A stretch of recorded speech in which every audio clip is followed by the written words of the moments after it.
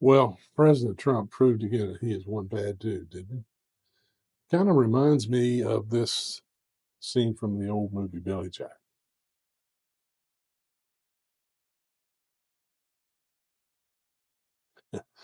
The president of Colombia, Gustavo Petro, just learned a valuable lesson.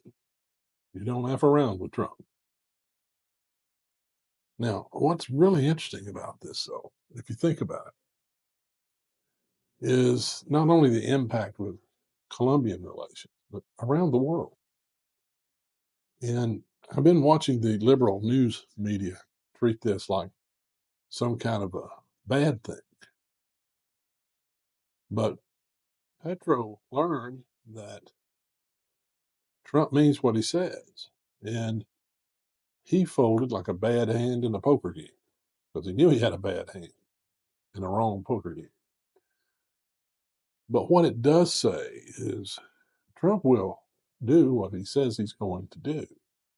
And I also got really confused by this Colombian president because he said it's not like they're criminals. Well, that's why they're leaving. They're rapists, they're murderers, they're criminals, or they have a deportation order. Either way. And he didn't like the fact that they were handcuffed and taken in a military transport plane. Too bad. You know, you can send your plane up here now and send them back in the lap of luxury, but I wouldn't want my ICE agents to be at risk of being attacked by this group of deportees. That's why they were shackled and chained. And oh my God, it's so horrible. They're so treated so badly. No, they got treated better than they deserved. But nonetheless, this has a really far-reaching implication, I believe, because now we can see the results of what Trump's been saying all along. It's the art of the deal, really, you know, from the master deal maker. And he has proven that he can get things done. He's done more in a week than Joe Biden did in 4 years. And here's the other thing. He did this from the golf course. From the golf course. He shuts down this Colombian knucklehead.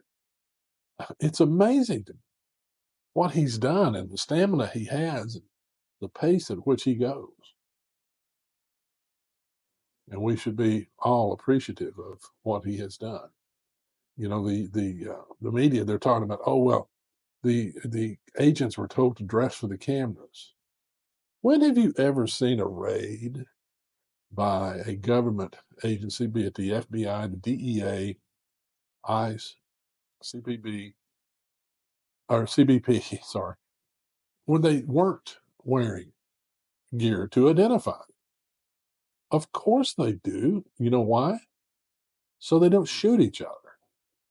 And these idiot liberals in the press don't have a flipping clue. Well, Mr. President, you're off to a rip-roaring start, and we are all so appreciative of the work that you've done on our behalf. Hey, take a look at this clip that I put together and let us know your thoughts about it in the comments. Nationals after refusing 2 flights on Sunday. First, the president of Colombia refuses the flight. Then Trump announces that if Colombia does not accept the flights, a 25% tariff on all goods is coming into the United States will be placed on Colombia. And that tariff will increase to 50% after 1 week's time. Trump also proposed a travel ban and an immediate visa revocation on Colombian government officials, allies, and all supporters. Colombia now has agreed to all of Trump's terms, including taking back all illegal migrants deported out of the United States. The country's foreign minister and ambassador are expected to be in Washington today for high-level meetings. Liz, wow, your reaction. Well, it was really taking like, a bazooka to a night flight, right? What's interesting about this test marketing, if you will, of the sanctions and tariffs threat, Maria, is that we actually have a trade surplus with Colombia. So this is not a country where, like Canada, where they are really going to be devastated, presumably, by tariffs. So this was really more, I think, President Trump getting angry that they had turned these flights away.